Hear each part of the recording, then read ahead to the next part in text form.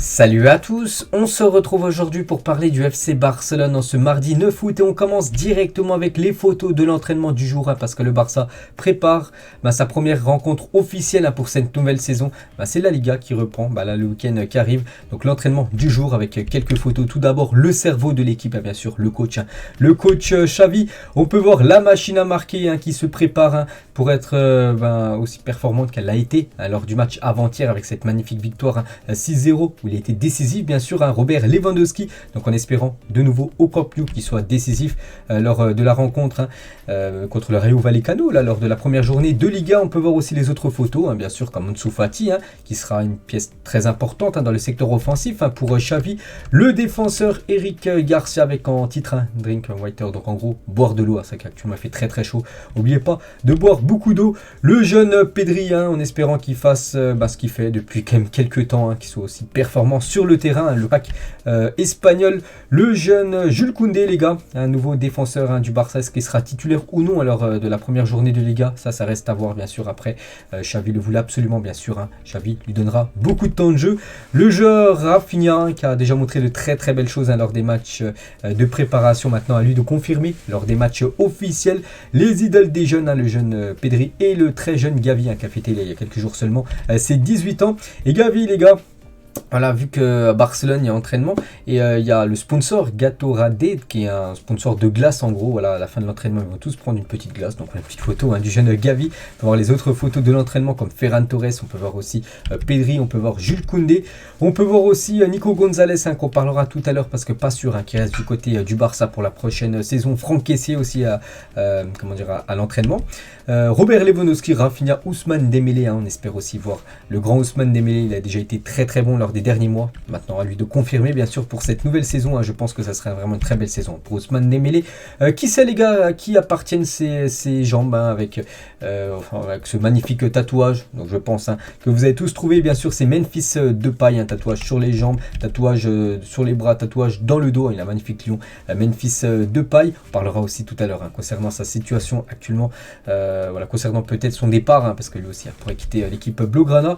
Et les autres photos comme Pedri ou même Sergio Dest, bien sûr, le latéral droit américain, et Focus Z. Donc en gros, focus sur cette prochaine rencontre parce que voilà le programme du Barça, les gars, pour les prochains jours. Donc le 13 août prochain, on est le 9, donc c'est samedi soir, les gars, à 21h. Le Barça reçoit l'équipe du Rayo Vallecano pour cette première journée de Liga avant un déplacement à la Real Sociedad, puis après la réception de Manchester City pour un match de charité. Donc voilà, les choses sérieuses commencent pour l'équipe du Barça.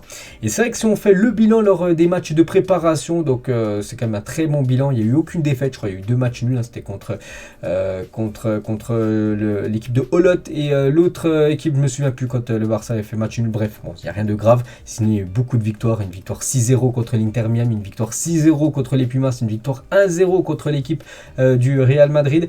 Donc je crois que c'était contre la Juventus, le 2 partout. Voilà, je cherchais le match nul. Et on peut voir sinon tous les buteurs. Donc on peut voir que Dembélé, les gars, c'est lui qui a terminé meilleur buteur lors de ces matchs de pré-saison avec 5 buts quand même pour Ousmane Dembélé. Voilà, pour vous dire vraiment qu'il est en grande forme. Aubameyang c'est 3 buts, Rafinha c'est 2 buts, Memphis c'est 2 buts, Pierre, bon après c'est la traduction. Donc Pierre, je vois pas qui c'est, Pierre Aubameyang. Ah bah non, il y a déjà Aubameyang au-dessus, je sais pas qui c'est Pierre, voilà, que ça fait la traduction. 2 buts en dessous, 2 buts, Gavi 2 buts, Lewandowski 1 but et Frankie de Jong 1 but, 18 buts en 6 matchs de pré-saison. Donc voilà, ça montre quand même de belles choses, bien sûr. Surtout ce qu'a montré le Barça lors de ces matchs. Il n'y a pas d'inquiétude. Le Barça doit faire absolument une belle saison. Oubliez la saison dernière, ils peuvent le faire avec toutes les belles recrues. Là, il y a toutes les cartes en main, bien sûr, pour que le Barça réalise une très belle saison. Et les débuts de Lewandowski, je dis au Spotify Camp Nou, c'était avant-hier. Donc 1 but et 2 passes D, bien sûr, pour l'attaquant polonais. Et donc lui, il ne marque pas vu que c'est un défenseur, mais lui aussi, il a fait un très beau match contre l'équipe des Pumas. C'était dimanche soir. C'est Araujo, un vrai colosse. Voilà quelques photos de Araujo lors déjà de la présentation de l'effectif, bien sûr, qui a été lui ovationné, applaudi par tout le public du FC Barcelone. On peut voir toute l'équipe, bien sûr, qui était présente, et les nouvelles photos, bien sûr, de Araujo aussi en fin de match avec Ansu Fati, avec Rafinha et l'ancien Blaugrana, Dani Alves. Et ambiance Eto'o Henry, parce que voilà, ça a été la célébration, on va dire, entre ces deux joueurs, les gars, lors du match contre les Pumas, et ça fait penser tout simplement à la célébration de Eto'o et Thierry Henry à l'époque. Donc ils ont réédité, on va dire, cette célébration mythique. On va parler maintenant un petit peu info transfert, vu que voilà, le mercato, on est toujours en plein mercato, mais les jours avancent et la fin du mercato se rapproche. N'oubliez pas qu'on est le 9 et la fin du mercato, c'est prévu le 31 août au soir à minuit. Et Marcus Alonso, ok, voilà, une journal sport aujourd'hui, donc voilà, en gros, voilà, c'est imminent, tout simplement sa signature. Donc ce n'est plus qu'une question de temps, même d'heures, avant que Marcos Alonso ne signe au Barça. Il reste que quelques détails à finaliser entre le club catalan et Chelsea. Devrait signer pour 10 millions d'euros. N'oubliez pas qu'il a un an encore de contrat du côté de Chelsea, il a 31 ans. C'est Fabrizio Romano, les gars, quand même, qui confirme ces infos. Donc voilà, c'est une question d'heures, ça devrait être la prochaine recrue officielle du côté du Barça, le joueur Marcos Alonso. Et concernant ce joueur aussi, parce que Marcos Alonso était défenseur gauche, on annonçait aussi Angelino, que j'ai dit quelques fois que le Barça était intéressé, donc lié au Barça, donc en gros il y avait des rumeurs sur le Barça, donc maintenant c'est clos. Pourquoi? Parce qu'il a rejoint l'équipe de Hoffenheim en prêt, donc voilà, concernant le joueur Angelino, qui aurait pu être une piste bien sûr au poste de défenseur gauche, Blaugrana, donc maintenant c'est fini. Bonne chance à lui dans son nouveau club. Une autre d'un journal catalan, c'est Mono Deportivo, et on peut voir que ça parle de Jong, débat de Jong, et on va parler de Frenkie de Jong, parce que De Jong, il a toujours dit, lui il veut rester du côté du Barça, mais le club le pousse vers la sortie. Donc De Jong souhaiterait toujours rester au FC Barcelone, ça n'a pas bougé. Pour autant, Manchester United et Chelsea seraient toujours intéressés par le joueur. C'est vrai que cette info, les gars, ça fait plus de 2 mois que je le dis, qu'il y a toujours Manchester et maintenant Chelsea depuis quelques semaines qui est intéressé bien sûr pour Frenkie de Jong. Après, pour moi les gars, je pense qu'il quittera le club. Moi, je le vois quand même quitter le club, il reste encore quasiment 20 jours de mercato. Je pense que ça va se faire. Après, ça peut se faire le 31 août à 22h, 2 heures avant la fin du mercato. Tout peut se faire bien sûr, malgré que le joueur a bien sûr envie de rester. Et on peut voir que Todd Boehly, donc le nouveau propriétaire de Chelsea, a personnellement appelé Frenkie de Jong il y a plusieurs jours. Le joueur a accepté de parler avec lui, mais lui a retiré son envie de jouer pour le Barça. Malgré ce refus, Chelsea tente toujours de signer le néerlandais. Donc voilà, bon après, vraiment s'il irait du côté de la première ligue, ce serait je pense du côté de Chelsea et non du côté de Manchester. Manchester, il y a très peu de chances qu'il s'offre Frenkie de Jong. Vraiment, s'il venait à quitter le Barça, ce serait seulement pour les Blues. On va parler de ce joueur, donc une légende du côté du FC Barcelone, on ne le présente plus bien sûr, c'est Léo Messi. C'est plus un joueur du Barça, mais c'est une légende. Et le Barça a négocié avec l'entourage de Messi pour le faire revenir à Barcelone en 2023. N'oubliez pas qu'actuellement c'est un joueur du Paris Saint-Germain, il est en fin de contrat, en fin de saison, 30 juin 2023, il sera en fin de contrat avec l'équipe du PSG. Et le Barça aimerait faire revenir Léo Messi du côté de la Catalogne. Donc le PSG veut toujours le renouveler, mais Léo décidera de son avenir après la Coupe du Monde. Il a plusieurs options, bien sûr. Il y a le retour au Barça. Pourquoi pas prolonger du côté du PSG. Il y a aussi des options du côté de la MLS. Mais bon, ça m'étonnerait. Ce serait soit prolongation ou soit, bien sûr, une arrivée du côté du Barça.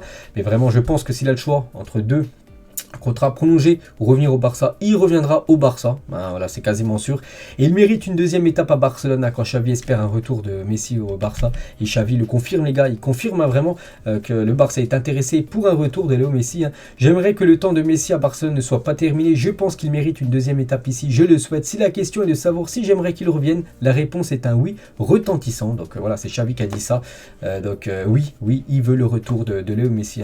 Xavi confirme bien sûr que Messi sera peut-être un futur joueur Blaugrana à partir de la saison prochaine, parce que le Barça pourrait faire revenir Léo Messi. Pourquoi pas cette photo? Imaginez les gars, Léo Messi revient du côté du Barça et la saison prochaine, le Barça remporte la Champions League. Ça serait tout simplement incroyable. On va parler cette fois-ci de ce joueur aussi, que le Barça, quand même, il y a des sacrées rumeurs depuis quelques temps. C'est Bernardo Silva, et le Barça et Bernardo Silva parlent depuis des mois. Xavi a expliqué son projet au Portugais. Le joueur est enthousiasmé par le projet. On sait que voilà, le Barça aimerait Bernardo. Bernardo ne serait pas contre une arrivée du côté de Barcelone. Ce qui coince, bien sûr, c'est le prix du transfert qui serait estimé à minimum 80 voire 85 millions d'euros. Pour ça, il faudrait que Frenkie de Jong quitte le club. On va parler de Nico. Je l'ai dit tout à l'heure qu'on allait parler de Nico. Là, on va parler bien sûr de son futur. Hein. Donc après avoir discuté avec Xavi, Nico a demandé à être prêté et le coach a accepté sa demande. Le Barça accepte également, mais à une seule condition, il devra prolonger son contrat d'une année jusqu'en 2025. Donc en plus, Valence veut aussi se faire prêter Abdé Edzé parce qu'il devrait aller du côté de Valence. Hein. Donc déjà, il devrait rester en Liga et Valence aimerait aussi Abdé Edzé. Donc voilà, Nico les gars devrait prolonger d'une saison de plus et dans la foulée être prêté à l'équipe de Valence. Lui aussi les gars, ça sent le départ, hein, je l'ai dit tout à l'heure, c'est Memphis Depay. Le FC Barcelone est prêt à libérer Memphis Depay de sa dernière année de contrat. Il est en fin de contrat en 2023, mais il pourrait, hein, il y a de grandes chances quand même qu'il quitte le Barça avant le 31 août prochain. Ce départ pourrait permettre au club catalan de libérer de la masse salariale et d'enregistrer des nouvelles recrues. Donc voilà actuellement la situation de Memphis Depay. Donc voilà, concernant peut-être son futur club, on parle de la Juventus, hein, qui pense désormais plus fortement à Memphis et il peut partir gratuitement, comme je dis, hein, que le Barça pourrait lui donner un bon de sortie, bien sûr, s'il trouve un accord avec un autre club. Ce club pourrait être la Juventus Turin. On va parler de Sergio Busquets est ouvert pour aider le Barça et faire sa part si nécessaire après que le club lui ait parlé de la situation financière. Hein. On sait que le Barça ils ont levé pas mal de leviers économiques, hein. Ils ont déjà financiers plutôt, ils ont déjà levé 3, ils pourraient peut-être en lever un 4e pour enregistrer toutes les recrues. Et il faudrait aussi que des joueurs cadres, hein, de l'équipe avec des gros salaires comme Busquets ou Piqué, qu'on va parler juste après, descendent leur salaire. Et Busquets lui serait déjà ok, hein. Lui il n'y aurait aucun souci, il pourrait accepter de descendre son salaire, hein, pour aider le club financièrement. Et la même chose, hein, pour Gérard Piqué. Donc Barcelone négocie un nouveau contrat avec Piqué et le club lui propose un contrat jusqu'en juin 2024. Donc il est en fin de contrat en 2023. Donc pourquoi il pourrait lui prolonger son contrat? Parce qu'en prolongeant son contrat, donc tu peux bouger en gros le salaire du joueur. Et en gros, s'il prolonge son contrat d'une saison, il pourrait descendre drastiquement, on va dire en gros énormément son salaire. Et comme ça, financièrement, ça serait ok, hein, pour le Barça pour rentrer les recrues. Donc peut-être qu'il ne joue plus à son plus haut niveau, hein, et que sa qualité sur le terrain s'est affaibli, mais son dévouement et son amour pour le Barça ne peuvent jamais être mis en doute, hein, bien sûr, pour ce joueur qui devrait, voilà, Gérard Piqué, qui devrait bien sûr aider le Barça financièrement en descendant bien sûr, hein, son salaire. Et le Barça, comme je dis, hein, pour inscrire ses nouvelles recrues à la Liga sous quelques conditions, donc ce soit un nouveau contrat de Gérard Piqué avec une baisse de salaire, hein, ce que j'ai dit, ou si Piqué ne veut pas, voilà, le Barça devra lever un 4e levier économique, hein, donc en gros vendre encore des parts du club, hein. J'ai vendu 3 fois des parts du club, bon, ils ont récupéré quand même beaucoup d'argent en contrepartie. Mingueza, les gars, vous savez qu'il a quitté l'équipe du Barça pour rejoindre l'équipe du Celta Vigo. Quelques déclarations par rapport à son départ. Quand Xavi est venu, il nous a fait part de ses réflexions. J'ai pris des risques et je n'ai pas fait mes meilleurs matchs, hein. Mais quand un entraîneur ne vous aime pas, c'est dur de jouer, hein. Donc on l'a dit déjà que Xavi ne l'aime pas, hein. Voilà, c'est ses propos.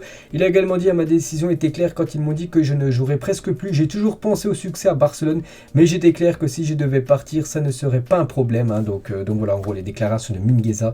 Donc il sait qu'il allait très peu jouer la saison prochaine. Donc je pense qu'il a pris la meilleure décision, bien sûr, de quitter le Barça. Bonne chance à lui du côté du Celta Vigo. Et Robert Lewandowski, vous savez que son ancien agent lui avait dit que son rêve c'était de jouer du côté du Real, et maintenant il joue du côté du Barça, donc il est revenu sur tout ça. Auparavant, il y avait eu des discussions avec le Real Madrid, mais elles n'ont abouti à rien. J'ai toujours voulu jouer en Liga. Quand le Barça est venu vers moi, c'était la seule option pour moi, aucune autre offre ne m'intéressait. Il est revenu par rapport à son agent.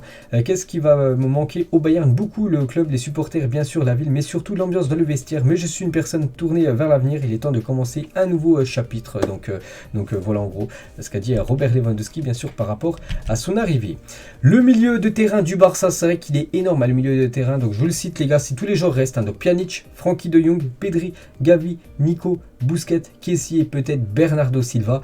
Donc bon, il faudrait des départs, hein. Pour moi ça fait trop, surtout si Silva arrive, hein. C'est pour ça que Frenkie de Jong, peut-être, voilà, même s'il est bon, là, ça, vous savez que le Barça doit quand même rentrer de l'argent, donc voilà, De Jong, et peut-être aussi Nico Gonzalez, hein, comme j'ai dit, hein, peut-être du côté de Valence, mais vraiment si tout le monde tout le monde reste au club, imaginez, hein, ce qui peut être fait aussi, et avec ou sans Bernardo Silva. Donc une question, les gars, qu'on peut voir sur le Twitter French FCB. Donc Gavi doit-il être titulaire au Barça cette saison? Plus de quasiment 9000 votes. On peut voir que la plupart ont mis non, 60% ont mis non, hein. Si vraiment il y a tous ces joueurs, vous savez que Xavi va jouer avec 3 milieux, donc on pense comme à Pedri, hein, on pense le voir titulaire. Si tout le monde reste, hein, on voit quand même peut-être Frenkie de Jong, je pense être titulaire. Et si bon, on va dire que Silva n'est pas là, parce que voilà, ce sera encore sinon un autre joueur, et on mettrait donc Pedri, on mettrait Frenkie, on mettrait peut-être Kessie en milieu de terrain, ce qui voudrait dire, hein, que Gavi ne serait pas sûr d'être titulaire, bien sûr, hein, s'il y avait tous ces joueurs, hein. Donc voilà la question, bien sûr, de French FCB. Et toujours avec le jeune Gavi, donc Gvardiol, donc un défenseur du RB Leipzig. Pedri est le meilleur joueur U21 du monde. Hein. Bon, ça peut-être il n'a pas faux. Hein. C'est vrai qu'actuellement, Gavi, les gars, à son âge, 18 ans, je vois aucun autre joueur qui est meilleur que le joueur espagnol. Les clubs ayant vendu le plus de maillots lors de la saison 2021-2022, donc la saison dernière, d'après un site en gros. Donc on peut voir, c'est le maillot du Bayern qui a été le plus vendu à plus de 3 250 000 exemplaires. On peut voir que le Barça est classé à la 6e position, plus de 1 340 000 maillots vendus par l'équipe Blaugrana. Dani Alves sera toujours une légende du FC Barcelone, bien sûr. On revient sur ce grand moment avant-hier, bien sûr. Un dernier au revoir pour la légende Dani Alves du côté du Camp Nou. Regardez cette photo lors d'un match de Ligue des Champions il y a quelques temps. Regardez ce banc en or avec Iniesta. On peut voir Victor Valdés, on peut voir aussi Puyol, on peut voir aussi Léo Messi. Incroyable ce banc du côté du Barça avec cette magnifique veste du Barça version Ligue des Champions il y a quelques temps. Regardez tous les joueurs offensifs du Barça qui ont évolué, qui sont au Barça actuellement ou ancien joueur, avec Lewandowski maintenant le nouveau numéro 9. On peut voir par exemple que Griezmann avait le numéro 17, je sais pas, Luis Suarez le numéro 9 à l'époque, Messi bien sûr le numéro 10, Pedro il avait le numéro 17 à l'époque, Neymar avait le numéro 11, si on revient un peu plus en arrière, Lineker avait le numéro 8, Ronaldo R9 avait le numéro 9, Kluivert avait le numéro 9, ou même Saviola, les gars, dans avait le numéro 7 du côté du FC Barcelone. Et on finit les gars cet épisode aujourd'hui avec Léo Messi et Cristiano Ronaldo, bien sûr deux immenses champions. Donc lors des saisons 2011-2012 et 2012-2013, Léo Messi a marqué 96 buts en 79 matchs sur 2 saisons de Liga, en 2011 jusqu'à 2013, il a inscrit 96 buts. Cumulé, c'est incroyable quand même. Donc sur la même période, CR7 lui a marqué 80 buts en 72 matchs. Donc à eux deux, ça représente 176 buts inscrits en 2 saisons de championnat. Là, c'était bien sûr le prime de Cristiano Ronaldo et Léo Messi en Liga en 2011 jusqu'à 2013 et voilà, c'était la dernière photo. Puis juste on pouvait revenir pour ceux qui veulent répondre bien sûr à cette question. Voilà, Gavi doit-il être titulaire au Barça cette saison, soit oui soit non, n'hésitez pas à mettre pour ceux qui veulent bien sûr en commentaire. Donc voilà les gars, la fin de cet épisode, j'espère que ça vous a plu. On se retrouve demain, on parlera cette fois-ci du Real Madrid, on parlera de toutes les infos concernant le Real, parce que demain soir le Real Madrid joue un match de Super Coupe d'Europe contre l'équipe de Francfort. Il y aura beaucoup d'infos. Ciao à tous.